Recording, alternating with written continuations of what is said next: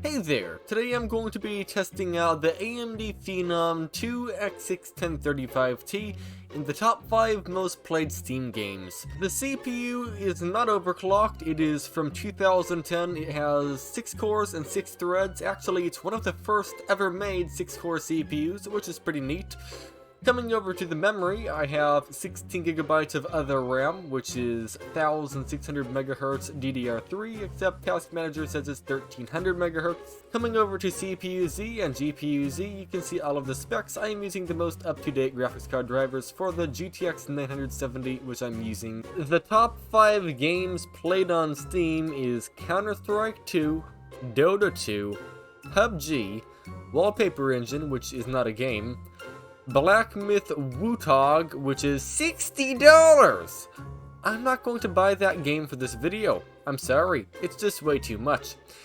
Then there is Naraka Bladepoint and Apex Legends. The first game on the list is Counter-Strike 2. Oh, so CSGO used to be a very easy game to run, and for that matter, it is still a very easy game to run.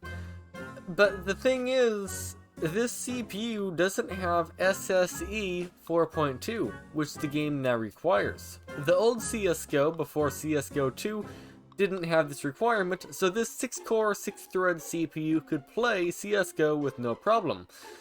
But because of cheaters and stuff like that, I guess, they had to add SSE 4.2 support, so yeah, now the CPU just flat out can't open CSGO. That is quite disappointing. The next game is Dota 2. Alright, we are now in Dota 2, and I'm going to go to the watch page, which is maxing out the CPU. The reason I'm going to the watch page is to simply watch a game. The reason why is I do not know how to play Dota 2, and when I do try to actually play a match, the match apparently lasts like half an hour or longer, and then if I leave the match, it goes over and bans me. So I'm going to test a replay again instead of the actual game. The performance might be the same. I don't know. Dota 2 is confusing to me. Okay, I do not know what's going on right now. The frame rate is extremely low, 30. What settings are we at? I actually don't know. Let's find out. I jumped in without even checking the settings. Okay, the best looking settings is what we're on right now, and at best looking, we're getting 30 FPS. That is playable on Dota, but we have 6 cores! We shouldn't be sitting at 30 FPS, but then again, we can't play CSGO. But with 6 cores, I expect better. Alright, well let's try the fastest settings and see what happens. Nope, it is still below 30 FPS. Oh, now slightly above. Yeah, that's not very good. Oh, okay, over here it's a slightly better experience. I do think an overclock would certainly help with this game, but, well, I'm not overclocking it for the video, so we're just getting the stock performance here.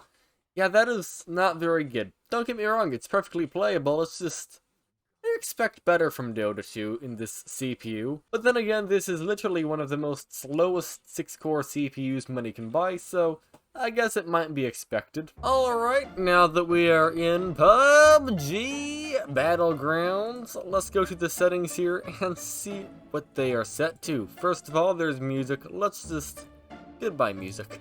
But no, what I was trying to say is what settings are we at? We are at 1080p borderless. Coming over to the settings, let's go for the very low preset. Specifically very low because we have a weaker graphics card for 1, and for 2, we have a weak CPU.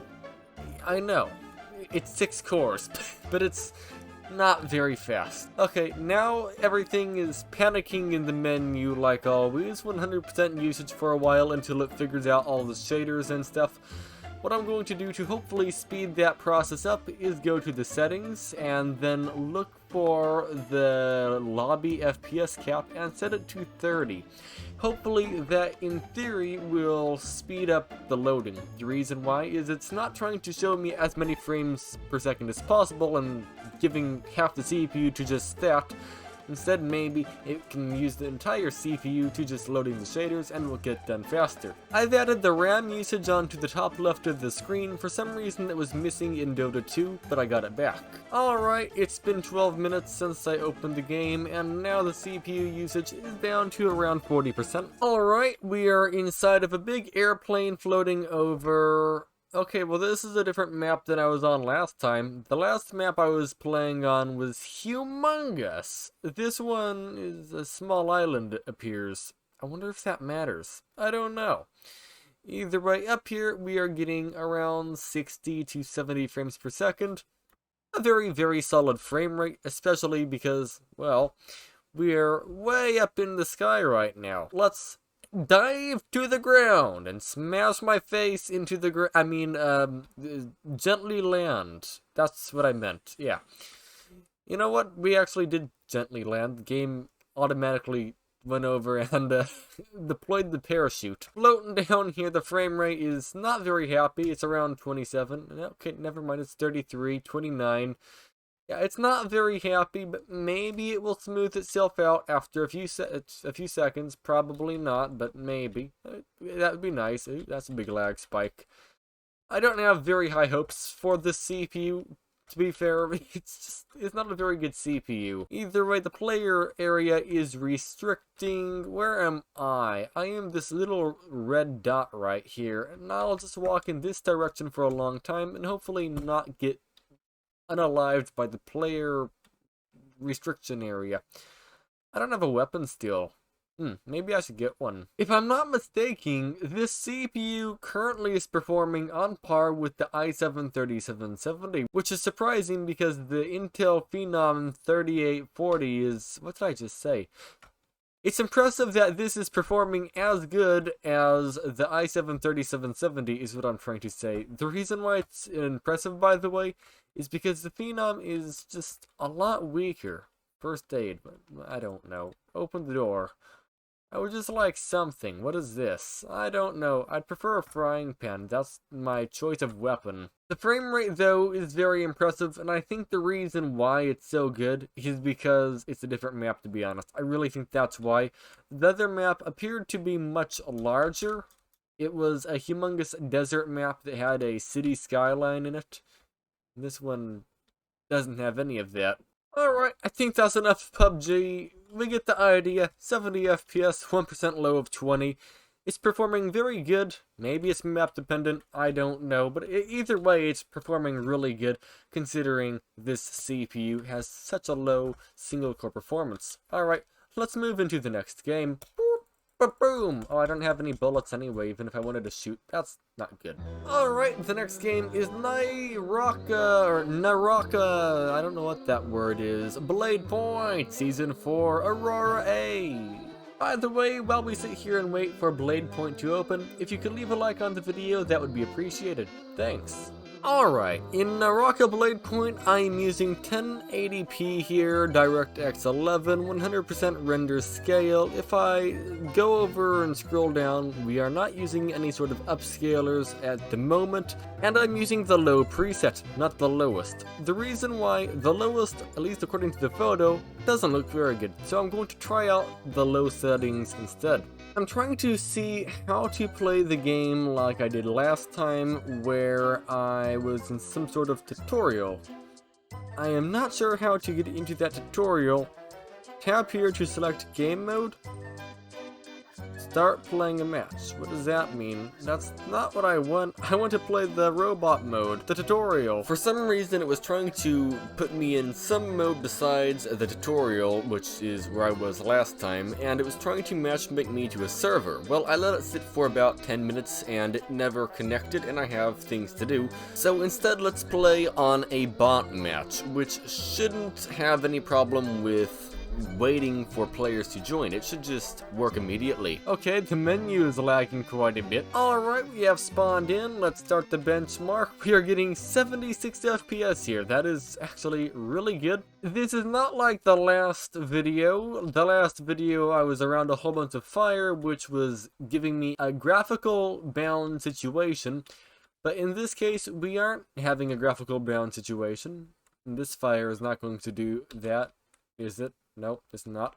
But that's actually a good thing. We don't want to see how the graphics card performs. We're here to see how the CPU performs. I have no idea how to play this game. I guess I'm supposed to pick up swords and shoot and stuff. That sounds about right, and that's pretty much what every single game is. Running around here, yeah, we're getting 70 FPS. Let's jump down here, and how am I fine? I don't. Okay, that's fine. Either way, what is this? A nice looking flower. Alright. There are bullets currently chasing me, I think. I'm just going to ignore them for the time being. Oh, that's coming from somebody all the way up there. Boom! We're both hitting each other. Okay, that's fine. Kaboom! Oh, well, I don't know how to change weapons, so I'm gone. Yep. Goodbye. Ah, dear. I'm alive, actually. With 1 HP. Never mind, with 0 HP. The last game I'm going to be testing is Apex Legends! This game is extremely easy on the CPU, and in theory should run very nicely. Unsupported CPU. CPU does not have SSSE3 supplemental SSE3 instructions. Okay, that sounds not very good. That's kind of disappointing because the game probably would run nice on the CPU, but in this case, I guess it won't. So, one way or another, thank you very much for watching this video. Again, if you could leave a like, that would be amazing if you didn't earlier. And if you're new to the channel and want to subscribe, feel free to. This is a reminder, you can do that if you'd like. And until next time, thank you for watching, and have a great day.